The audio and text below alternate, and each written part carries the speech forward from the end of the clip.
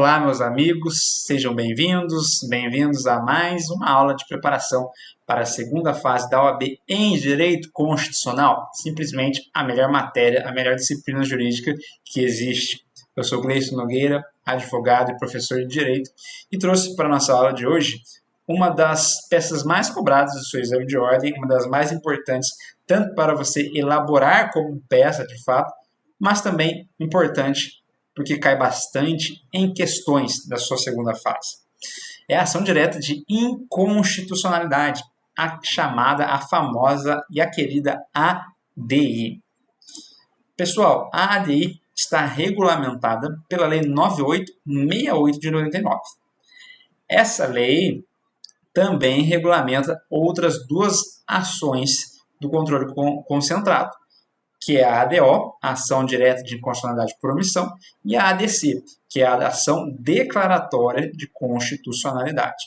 Existe também a DPF, mas a DPF está prevista em outra lei, é a Lei 9882 de 99. A 9868 de 99 prevê a ADI, a ADO e a ADC. A ação direta de inconstitucionalidade ela é uma ação do controle concentrado.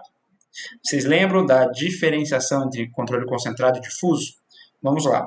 O difuso é aquele feito por qualquer juiz. Ele é feito por qualquer juiz que seja competente para conhecer do pedido primário. Como assim pedido primário, Gleison? Bom, pensemos que existe uma lei no município X que viole a Constituição Federal e que viole no sentido de trazer novas regras para lotes e para condomínios. Imagine essa situação hipotética. Imagine que nessa situação hipotética, esta lei beneficia as incorporadoras, e as incorporadoras acabam tendo ali maior domínio sobre a construção, sobre a negociação e sobre os prazos para entrega dos imóveis, dos lotes, dos condomínios. Imagine que você foi lesado por isso. Você faz o pedido primário de, por exemplo, indenização por danos, mas você também visualiza que aquela lei municipal, ela viola a Constituição. Então, o pedido primário é um pedido de indenização, neste caso hipotético. E o pedido secundário é para que o juiz também declare inconstitucional aquela lei. Este é o controle difuso. Aquele juiz ele é competente para conhecer do pedido primário. Por conseguinte, ele vai também ter que julgar questões de inconstitucionalidade, caso assim estejam dispostas na petição inicial. Já o controle concentrado, não. O controle concentrado, ele tem regras, ele tem formas muito mais delimitadas. Ele tem, primeiro, um órgão que vai ser o único competente para conhecer ali de inconstitucionalidades. Então, você tem um órgão que, pela lei, pela Constituição, ele é o único que pode conhecer de questões de inconstitucionalidade sobre eventual ali, lei ou ato normativo.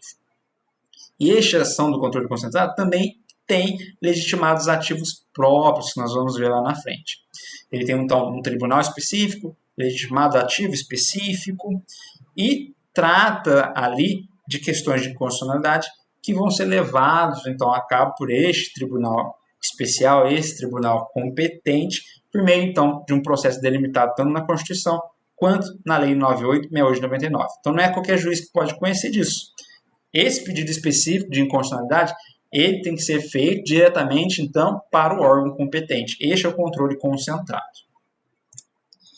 Pessoal, a ADI, ela visa, claro, questões de inconstitucionalidade. Ela visa extirpar do nosso ordenamento jurídico regras, normas que ferem a Constituição Federal. Nós estamos aqui falando, então, de uma ADI a nível federal.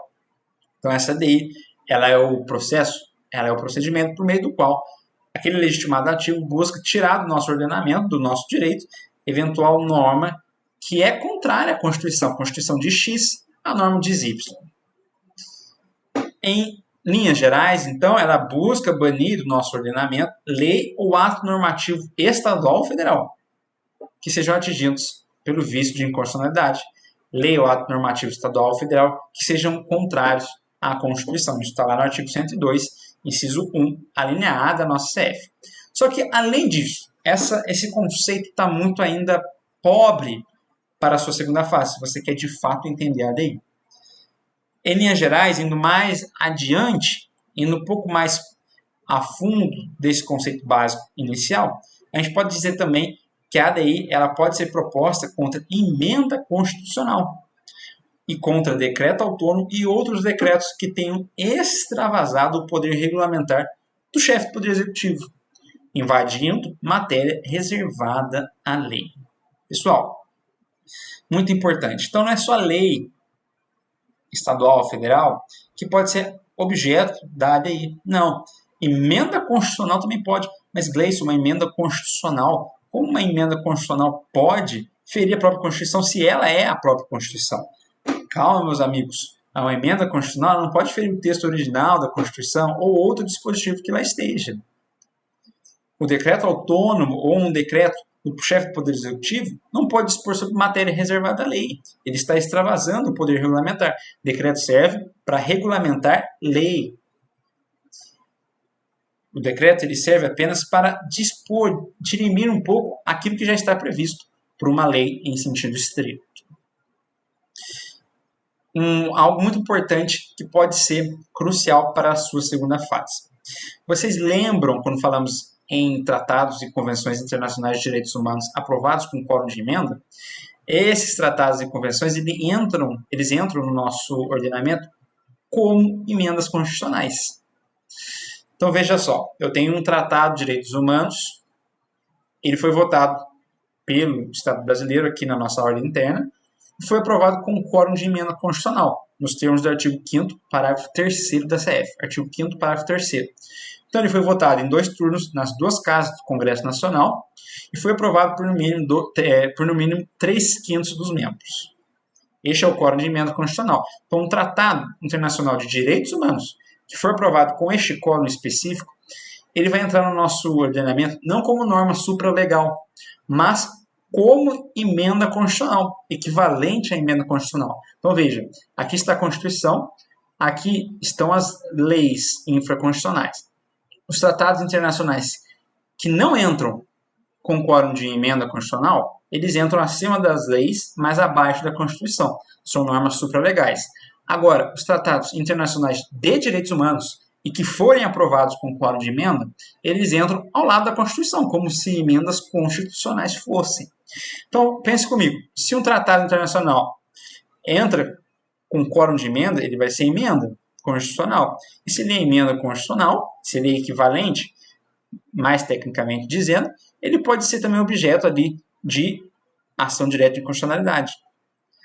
Não só como objeto, mas, notem, como paradigma.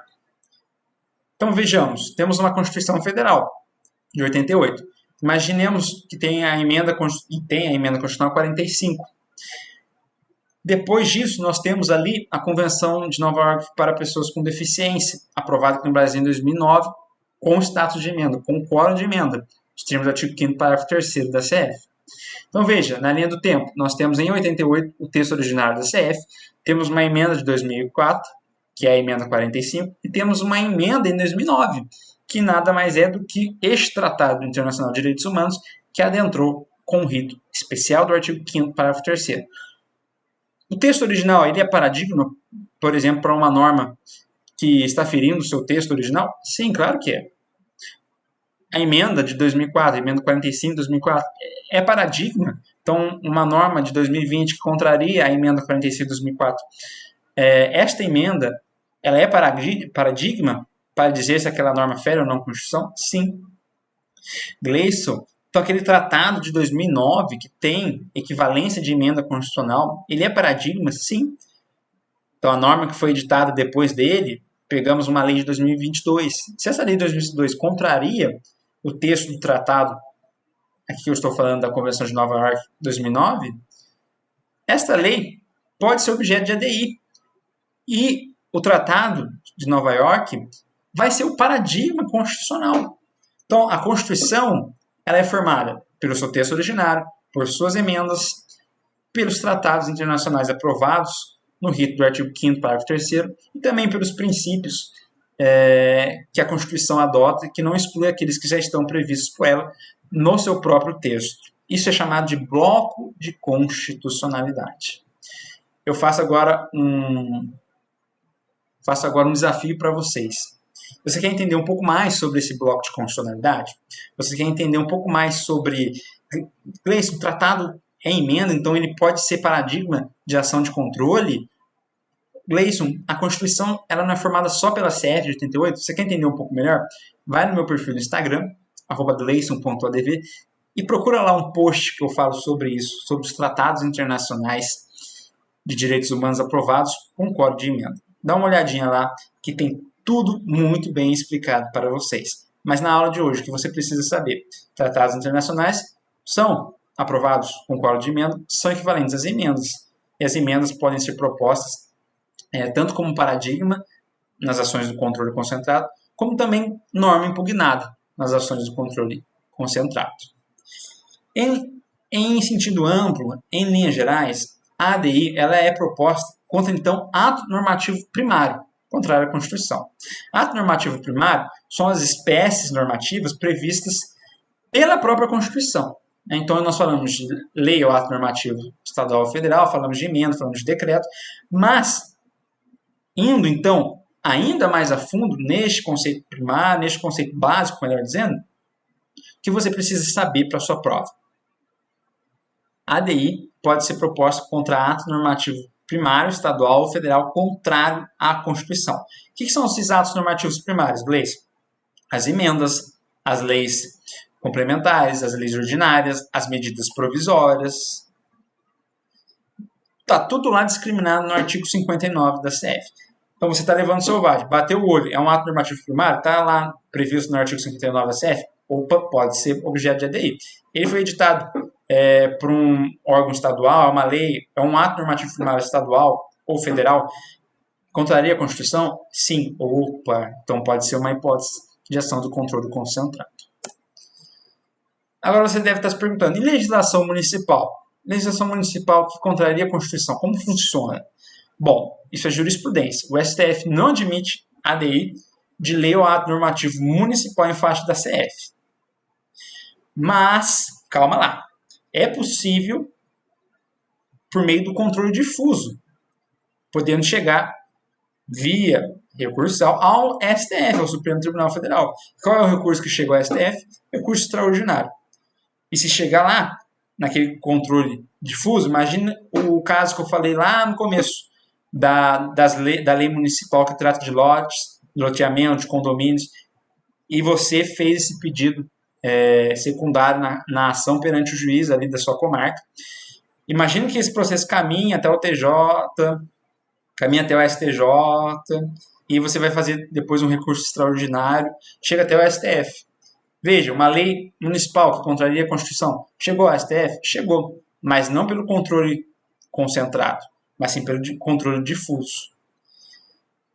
E nesse controle difuso, os efeitos serão delimitados entre as partes, via de regra. Agora, se a lei municipal contraria a Constituição estadual, aí sim, ela pode ser alvo de um controle concentrado, mas perante o Tribunal de Justiça local. Seria então uma ADI estadual. É possível? Plenamente possível. O princípio da simetria, vocês lembram? Então, a Constituição estadual, ela replica normas de reprodução obrigatória da Constituição Federal. E a possibilidade de controle concentrado a nível estadual é possível, se previsto na Constituição do Estado. Então, veja, uma lei municipal que contraria a Constituição do Estado, essa lei municipal pode ser objeto de ADI estadual perante o órgão competente local, que é o TJ, o Tribunal de Justiça Estadual. Está previsto lá no artigo 125, parágrafo 2º da CF. Agora vocês devem estar se perguntando, beleza, Gleison, já entendi o que é a ADI, qual é o objeto dela. Mas quem pode propor a ADI? Quem pode propor a ação do controle, da ação direta de inconstitucionalidade? Pessoal, essas são as pessoas que podem propor. Está previsto tanto na Lei 9868 de 99, lá no artigo 2º, quanto também previsto na Constituição Federal. Os legitimados ativos da ADI, a nível federal, quem são? Presidente da República, a mesa do Senado Federal, a mesa da Câmara dos Deputados, a mesa de Assembleia Legislativa ou Câmara Legislativa. A Câmara Legislativa é aquela que tem no DF. Governador de Estado ou DF, Federal, Procurador-Geral da República, Conselho Federal da OAB, partido político com representação no Congresso Nacional, confederação sindical ou entidade de classe de âmbito nacional. Pessoal, todas essas pessoas podem propor ADI? Pode. São essas as pessoas que você vai olhar no seu enunciado de segunda fase e vai ver, opa, pode ser que seja uma ADI, pode ser que seja uma ação de controle concentrado.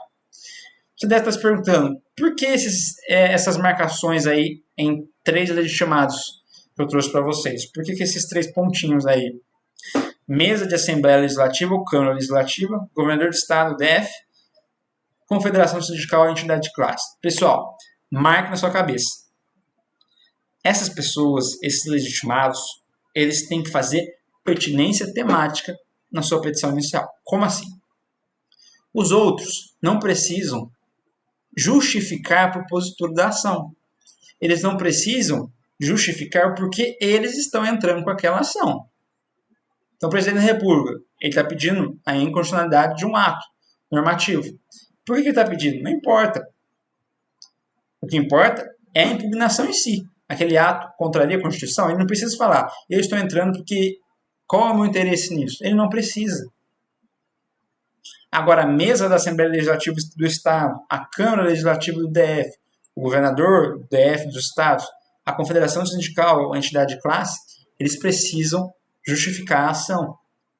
Fazer aquilo que o STF chama de pertinência temática. É o interesse jurídico que eles possuem naquele pedido. Vamos entender o porquê? Imagine que tem uma lei federal.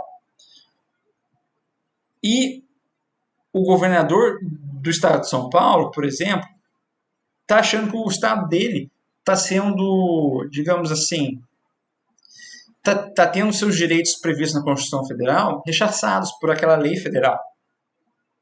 Então, veja, é um governador do estado que está pedindo, está impugnando uma lei federal.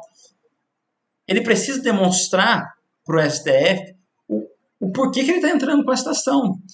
O porquê que aquela lei, em tese, está violando os direitos daquele governador, os direitos do estado que ele governa, percebe? Mesma coisa da entidade de classe. Imaginem que o Conselho Federal de Odontologia está entrando com a ADI contra determinada lei.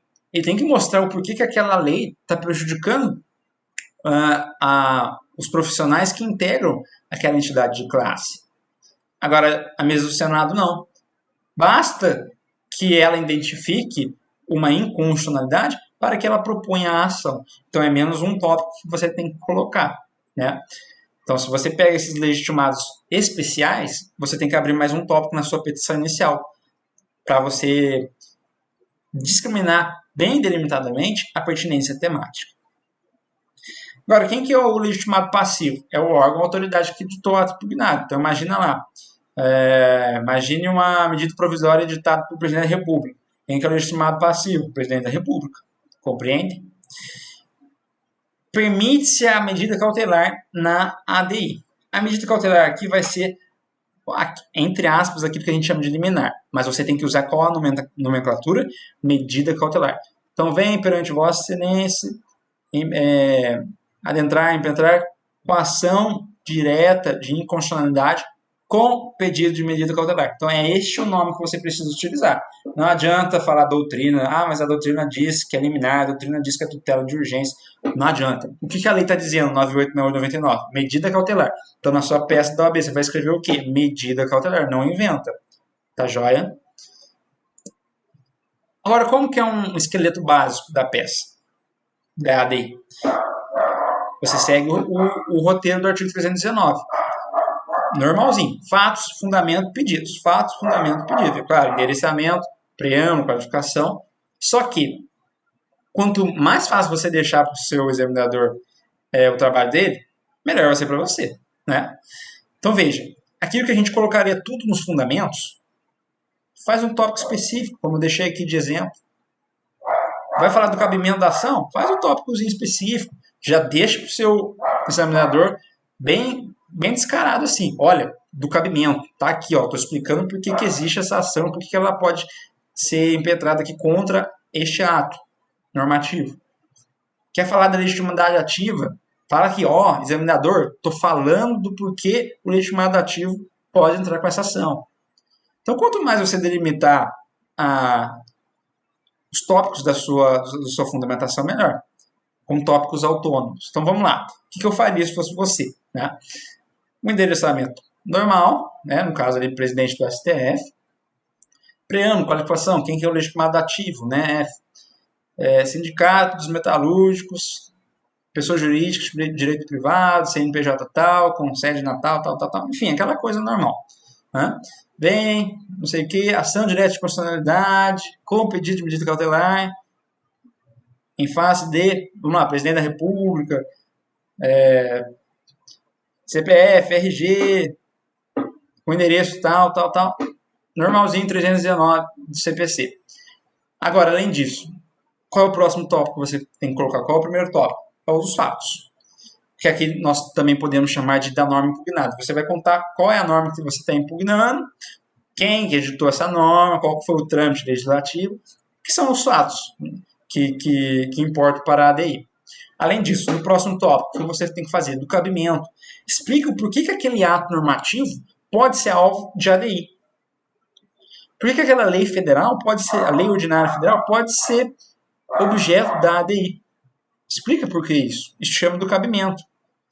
Do foro competente. Por que você está impetrando isso? Propondo isso no STF, não no TJ estadual. Faz esse tópico específico. Explica a competência.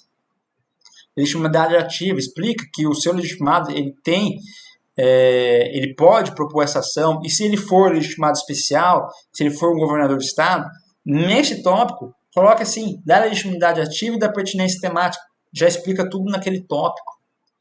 Faça um tópico próprio também para a legitimidade ativa, passiva. Né? Por que você colocou aquele órgão, aquela autoridade no polo passivo da sua ação direta de inconstitucionalidade?